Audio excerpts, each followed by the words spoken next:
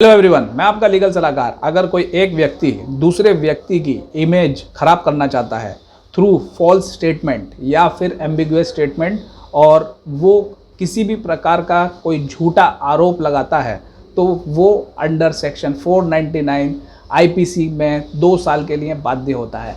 उसके ऊपर डिफर्मेशन का यानी कि मानहानि का केस हो सकता है।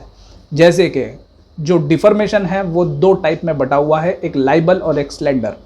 लाइबल में बेसिकली होता ये है कि जो व्यक्ति कोई भी स्टेटमेंट बनाता है वो पब्लिकेशन कर देता है या फिर किसी को वो रिटर्न में दे देता है।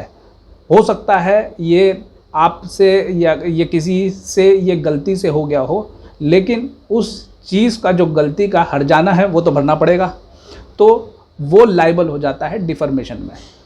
और दूसरी चीज़ है जो स्लैंडर।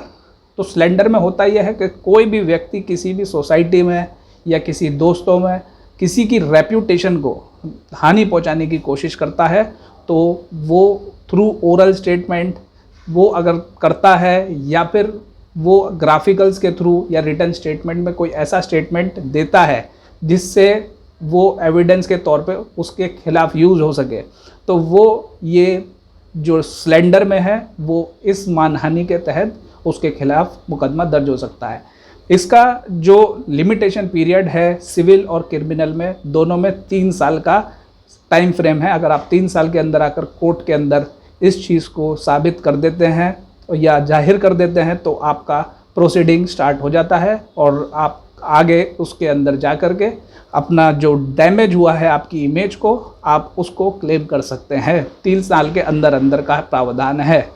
और इसके बाद में अगर आप मानहानि का केस देखेंगे तो इसमें भी डिफरेंट वेरिएंट्स हैं, जैसे कि एक सिविल प्रोसेस है और एक क्रिमिनल प्रोसेस है। जैसे कि अगर आप सिविल प्रोसेस में हैं तो आप जैसे सेक्शन 19 के तहत 1908 सीपीसी में होता है।